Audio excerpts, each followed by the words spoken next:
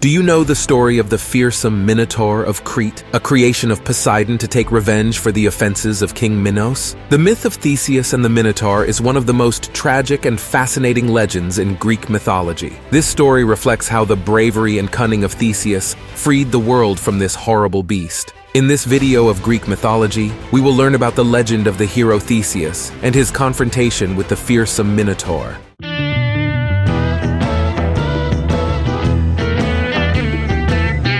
Imagine learning something new every day without having to sacrifice your time to get it. The most important information is found in extensive books of several pages, and I understand that it can be frustrating, either because you are lazy to read, because you have children, or because your work demands a lot from you. Luckily today, this problem has an easy solution. With a catalog of more than 90,000 titles, Audible gives you the ability to consume your audiobook without an internet connection, wherever and whenever you want. Audible gives you a free audiobook every month with the monthly subscription, so it's the same as if you were buying a book a month. And best of all, if you cancel your monthly, the books will remain stored in your library forever. Win your first audiobook with the 1-month free trial in the link below in the description, and if you already have Amazon Prime, you will receive 3 months totally free. The birth of the Minotaur and the labyrinth of Crete. King Minos of Crete fought hard against his brother to ascend to the throne. Having gained kingship and exiled his brother, Minos prayed to Poseidon, the god of the sea, for a snow-white bull, as a sign of the god's approval. Minos was supposed to sacrifice the bull when he appeared, but it was so beautiful that he kept it. Poseidon, angered by Minos's ingratitude and selfishness, made Minos's wife, Pasiphae, fall so in love with the bull that she mated with the animal. Her offspring was a male, a devastating half-man, half-animal creature. At first, the Minotaur was cared for by Pasiphae, but as he grew older, he became violent, and Minos had the architect Daedalus design an intricate labyrinth within the palace. According to the myth, Minos imprisoned his enemies in the labyrinth so that the Minotaur could eat them. The maze was such a complicated construction that no one could find the way out alive. One day, Androgeos, son of Minos, went to Athens to participate in the Panathenaic Games. Androgeos was an outstanding athlete. He arrived in Athens and defeated all of his competitors. Envious, Aegeus, king of Athens and putative father of Theseus, invited him to go kill the bull of Marathon. The young man accepted but was killed by the beast. Because of this, Minos invaded Attica, and after winning the contest, imposed on Athens as a tribute to his son the offering of 7 young men and 7 girls that would be offered to the Minotaur of the labyrinth of Crete every 9 years. Many years later, in the 3rd offering, Theseus, son of Aegeus and king of Athens, volunteered to be one of the 7 young men who would go to Crete to kill the Minotaur and end human sacrifices to the monster. But first, we have to meet the hero of this story. Theseus finds his father's sword. Theseus and his mother Aethra lived at the foot of a great mountain in a place called Trezene. One day, long before the earliest time Theseus could remember, Aegeus, Theseus's father, took Aethra to the woods near the mountainside. There he raised a huge rock and buried under it his sword and his sandals. Then, rolling the rock back to his place, he told Aethra that when Theseus was strong enough to lift this rock, she could let him take the sword and sandals and go to Athens with her father. This was the last time Aethra saw Aegeus, but she knew that he was the king of Attica, and he was sitting on the throne in the beautiful city of Athens. On the night Aethra became pregnant, Poseidon was also believed to have been with her, so Theseus may have been a demigod. At last the time came when Theseus reached all the strength of a man and was able to lift the great rock. Then, taking the sword and sandals from under him, he secured the sword at his side, put the sandals on his feet, and was soon ready to depart for Athens. At that time, the region between. Thersen and Athens was wild and rocky, and behind many of the rocks lurked giants and robbers ready to leap and attack lone travelers. But by sea, the way was much safer. Aethra's father, who was getting old and weak, thought that it would be better for Theseus to go by sea. But Theseus said no, With the help of his father's sword, it would be enough. Then Theseus bade farewell to his mother and his grandfather and set out on his journey by land. He had not gone far among the wild rocks near Troezen when he was attacked by robbers and giants, but none of them could defeat Theseus and his father's sword.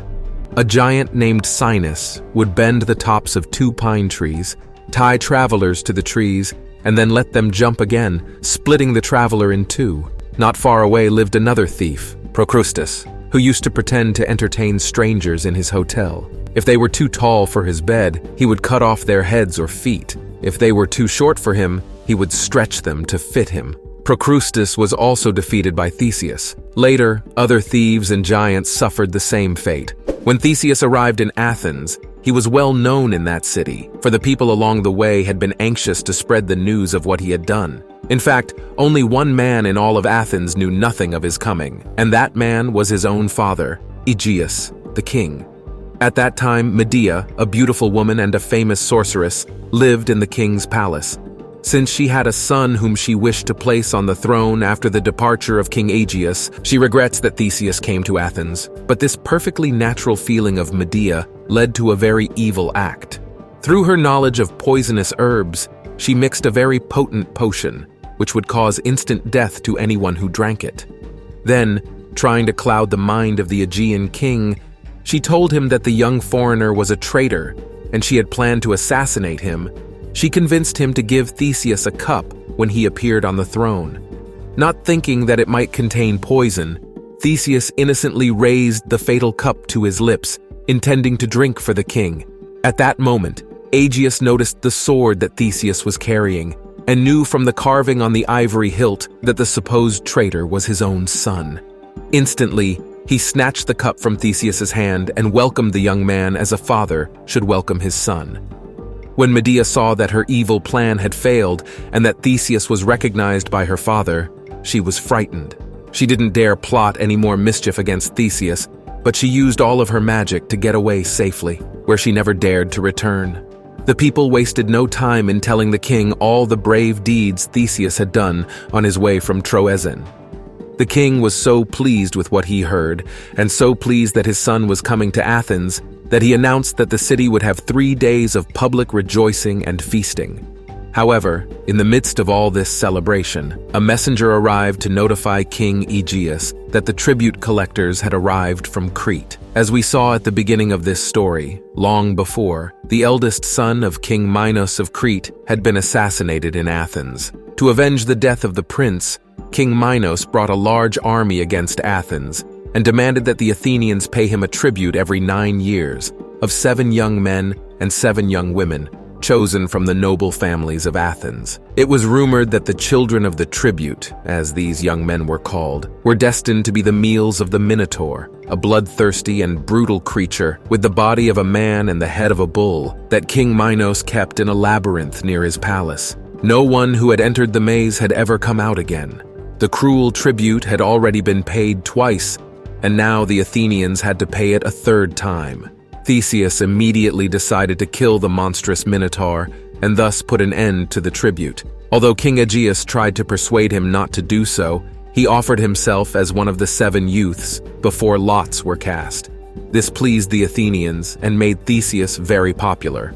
On the appointed day, the other 6 young men and the 7 young women were chosen at random, and everything was ready to set sail. In undertaking such a sad journey, it seemed convenient that the ship that carried the children of the tribute should have black sails. This had been done on the 2 previous occasions when the tribute had been paid. Now that there was some hope of a successful outcome to the voyage, King Aegeus gave Theseus a white sail, which he told him to hoist instead of the black one, if he managed to kill the Minotaur and set off on the journey home safe. Theseus promised his father that he would have white sails hoisted on his return from Crete. The old king then took his leave and said to Theseus, "From the top of that rock I will watch every day for your return." Then the black-sailed ship slowly left the pier. The young men he was carrying were very sad, for they never expected to see the sunny shores of Greece again, at least none of them except Theseus. Arrival in Crete. When the sons of the tribute arrived in Crete, Theseus informed King Minos that he intended to kill the Minotaur. King Minos told the prince that if he could accomplish this task, he and all his friends would be free, and that the youth tribute every 9 years would end. The truth is that this hideous Minotaur was not at all a pleasant pet to have, as there was always the possibility that he could break out of the maze and cause endless damage. Therefore, King Minos would have been really glad to get rid of the Minotaur. However, he was so hard-hearted that he did not allow Theseus to go armed to meet the monster. Therefore, there was very little hope that the hero would succeed. That night, the young Athenians were thrown into a dungeon under the palace of King Minos, one of them destined for the Minotaur's breakfast in the morning. Directly above this dungeon were the rooms of King Minos's 2 daughters, Ariadne and Phaedra. While the 2 sisters were standing on the wall, enjoying the moonlight, they heard the complaints of the prisoners. "What a pity," said Ariadne, "that these young men become food for the Minotaur," and they thought that if he was willing, they should help him kill the Minotaur. Phaedra was as eager as Ariadne to help the young prince, so the 2 of them made a plan that they thought might succeed. Ariadne waited for the entire king's household to fall asleep, then tiptoed to the dungeon and opened the door. Exhausted by lethargy and anxiety, all the prisoners except Theseus had fallen asleep. Theseus, however, was wide awake. Ariadne gestured for her to come out. Then, she took him to the place where the famous labyrinth was located. Its white marble walls looked very tall and strong in the moonlight. The night was very quiet, except for the sound of waves crashing on the shore, and Theseus could clearly hear the heavy breathing of the sleeping Minotaur. "This is the best time to attack the creature. Don't wait until morning," Ariadne whispered, and Theseus knew that he was right. "The Minotaur's lair is in the very heart of the labyrinth," Ariadne continued. "The sound of his breathing will show you which way to go. Here is a sword, and here is a ball of thread, so that you mark the path and can return after killing the beast."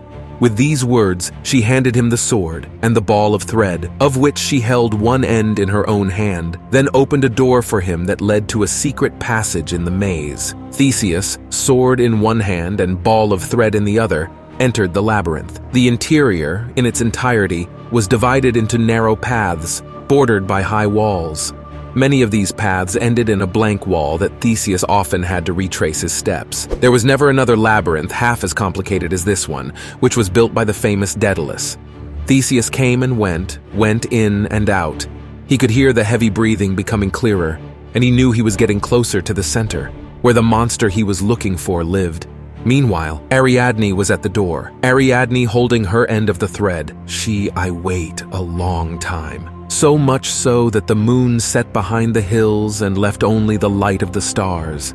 Then she heard a great crash that shook the strong walls of the maze. After this, everything was calm again.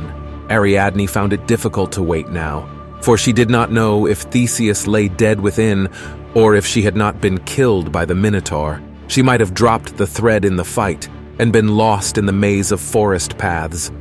At last, she felt the thread tighten, and in a moment more Theseus came out, saying that he had killed the Minotaur. Fortunately, the ship that had carried Theseus and his companions to Crete was still on shore. This made it possible to escape from King Minos before dawn. Before going on board, Theseus asked the daughter of King Minos to return to Athens with him. "Your father, the king, will be angry," he said, "when he finds out how you have helped me. This will be the best way to escape from his fury." Having good reason to fear the cruelty of King Minos, the princess accepted this invitation.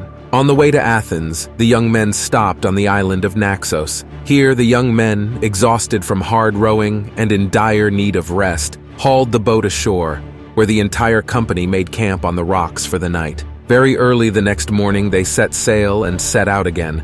But Ariadne, who was fast asleep on a rock, was left behind. When this poor princess woke up, she could hardly believe that Theseus had really intended to leave her. Yet there was the boat dancing on the waves, almost out of sight. She watched him until she could no longer look into the sparkling water because of the tears in her eyes. And then she heard strange music, a sound of tambourines and flutes, a lyre and the sound of cymbals. She turned to look into the woods behind her, where her sounds were coming from, and saw a chariot pulled by 2 panthers. In the chariot sat Dionysus, the god of wine, dressed in a mottled deerskin and a crown of fresh ivy leaves. He was surrounded by a merry, dancing crowd of nymphs and satyrs. When Dionysus heard Ariadne's story, he said, "Certainly Theseus should have taken you to Athens. And considering all you did to help him, he should, at the very least, have made you queen. But no matter, you will have a crown better than any he could have given you." With these words, the god placed a crown of 9 bright stars on Ariadne's head. After this, he persuaded the other gods to take her to heaven, among themselves. There, in the northern sky, her crown still shines. The return to Athens. The Greek hero was supposed to change the ship's black sails to white so that his father, King Aegeus, would know that his son was still alive and had conquered the Minotaur. However, Theseus forgot.